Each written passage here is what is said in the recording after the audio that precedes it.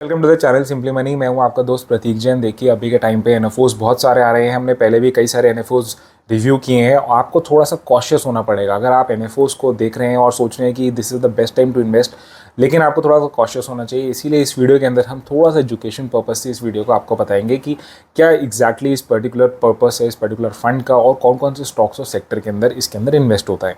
देखिए हम बात कर रहे हैं Baroda BNP Paribas Nifty 200 momentum 30 index fund. Simply अगर हम समझें तो ये जो एएमसी है वो 2022 में आई थी, बहुत ज़्यादा साल पुरानी नहीं है। अभी के टाइम पे काफ़ी सारे फंड्स आ गए हैं इस एएमसी से। ये जो एएमसी है हमारे पास बड़ौदा म्यूचुअल फंड एंड हमारे पास जो बीएनपी पारिबास एसेट मैनेजमेंट कंपनी है उसको मर्जर हुआ था और तब से हमारे पास है। देखिए जो मेन चीज़ है इसके अंदर समझने वाली कि जो एनएफओ है वो ऑलमोस्ट 9 अक्टूबर 25 सितंबर से लेकर 9 अक्टूबर तक है। मिनिमम 1000 रुपीज़ से आप इन्वेस्ट कर सकते हैं। ओपन एंडेड ये एक तरीके से एनएफओ है जिसके अंदर आप इन्वेस्ट कर सकते हैं। देखिए कोई जल्दीबाजी नहीं करनी चाहिए जनरली, क्योंकि एनएफओस के अंदर आपको उससे पहले उसकी हिस्ट्री नहीं पता। जनरली मार्केट में जो ऑलरेडी इतने सारे म्यूचुअल फंड्स आए हुए हैं स्पेशली सिमिलर कैटेगरी के, तो आपको वो अपने रडार में ज़्यादा रखने चाहिए। स्टिल अगर आप इसके बारे में समझना चाहते हैं तो देखिए ये जो म्यूचुअल फंड या एनएफओ है वो हमारा बेस्ड है किस पे, निफ्टी 200 मोमेंटम 30 इंडेक्स। सबसे पहले इस पर्टिकुलर फंड को समझिए। देखिए सबसे पहले तो ये बात है कि ये पैसिव कैटेगरी का फंड है, यानी कि जो भी इंडेक्स के अंदर जो स्टॉक्स होंगे सिंपली उसी को आपका जो फंड मैनेजर है उसको कॉपी करना है और अपने फंड्स के अंदर उसको सिलेक्ट करके रखना है। यानी कि कोई भी इसके अंदर एक्टिव इन्वेस्टमेंट नहीं है किसी भी फंड मैनेजर के थ्रू। इसका मतलब रोल इंपॉर्टेंट किसका हो जाता है, इंडेक्स का, रादर देन हम बोले कि किसी एसेट मैनेजमेंट कंपनी का या फिर किसी भी मैनेजर का। ऑफकोर्स उनका तो रहता ही है इंपॉर्टेंस। अब हम समझते हैं, जैसे मैंने बताया कि पहला तो ये कि इंडेक्स फंड है निफ्टी 200 मोमेंटम 30। इसका मतलब ये है कि निफ्टी के अंदर जो टॉप 200 कंपनीज़ हैं, यानी कि इसके अंदर आपको फ्लेवर मिलेगा 100 जो लार्ज कैप कंपनीज़ हैं और उसके बाद जो नेक्स्ट 100 150 जो मिड कैप कंपनीज़ हैं, यानी कि आपको इसके अंदर large plus mid cap companies का एक्सपोजर मिल रहा है। और उसके अंदर मोमेंटम 30 का मतलब है कि जो टॉप 30 कंपनीज़ जिसके अंदर मोमेंटम हाई है वो इन 200 कंपनीज़ में से सिलेक्ट होंगी और वही इस पर्टिकुलर इंडेक्स का पार्ट होंगी एंड डेफिनेटली वो इस एनएफओ या म्यूचुअल फंड का पार्ट होने वाले हैं। नाउ मोमेंटम 30 का मतलब जैसे मैंने आपको बताया कि टॉप 30 कंपनीज़।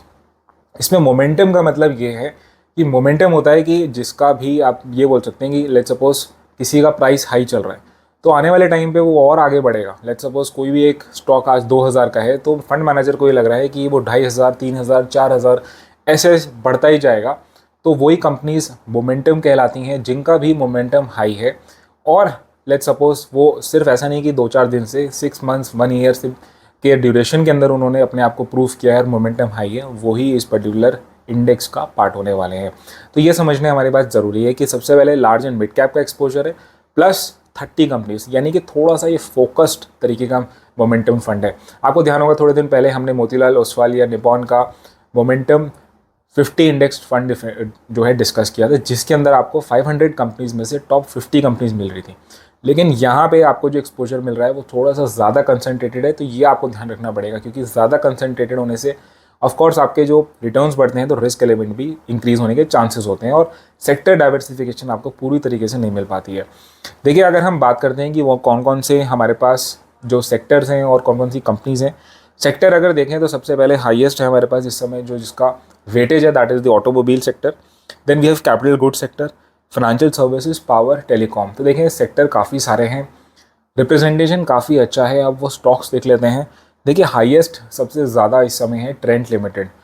हमने जब पहले भी डिस्कस किया था टॉप 50 में भी ट्रेंट का ही नाम था। ट्रेंट अब निफ्टी 50 का पार्ट हो गई है, रिसेंटली इंक्लूड हुआ है। अगर हम देखें इस कंपनी का स्टॉक तो खैर स्पेक्टाकुलरली बड़ा है, हमने पहले भी डिस्कस किया। अभी ये 8000 का इंक्रीज़ होने वाला है लास्ट 3 मंथ से। इनफैक्ट लास्ट 14 मंथ से मैं इसको पढ़ रहा था, तब इसका जो है कभी भी डाउनफॉल नहीं आया इस पर्टिकुलर जो है स्टॉक का। आगे है Tata Motors, of course automobile company. NTPC limited जिसका एक आईपीओ आने वाला है, NTPC green. Then we have Bajaj Auto, Bharti Airtel telecom company, Coal India, Adani Ports, BEL, REC and Mahindra. तो ये सारी मोमेंटम अच्छी हैं इन कंपनीज़ का, इसीलिए इस पर्टिकुलर इंडेक्स का पार्ट है और इसके रिटर्न्स काफ़ी अच्छे आ रहे हैं। देखिए मैंने जब रिटर्न्स देखे थे तो आपके निफ्टी 50 से काफ़ी बेटर आ रहे थे। ऑलमोस्ट सीएजीआर के मामले में अगर हम देखें तो आपका CAGR in the last 15 years जब कंपेयर किया है तो आपके निफ्टी 50 के जहाँ पे आपके ऑलमोस्ट 13% है, वहीं पे आपके इस मोमेंटम 30 इंडेक्स के ऑलमोस्ट 22% है, यानी कि स्पेक्टाकुलरली बीट किया है रिटर्न्स के मामले में।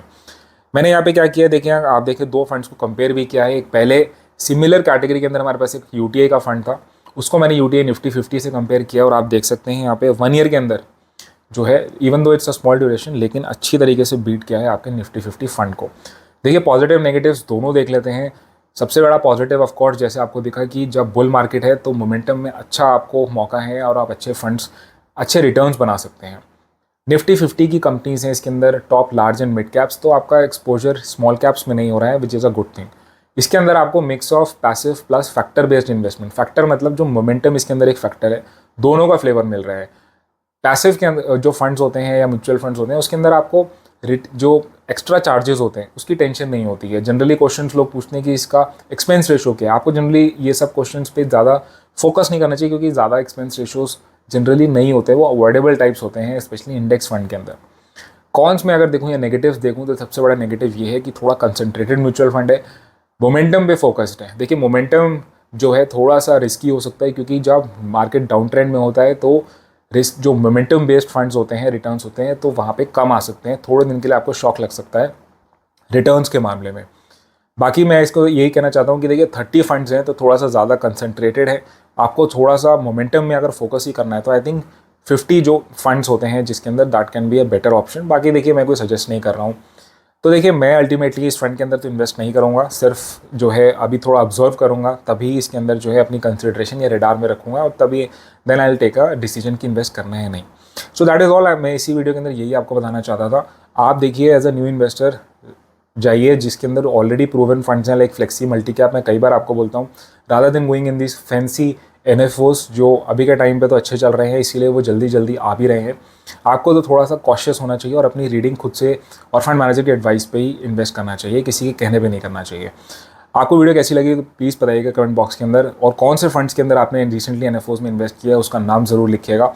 वीडियो अच्छी लगी तो लाइक करिए एंड चैनल को सब्सक्राइब प्लीज़ करिएगा। That is all in this video. Thank you, thanks a lot.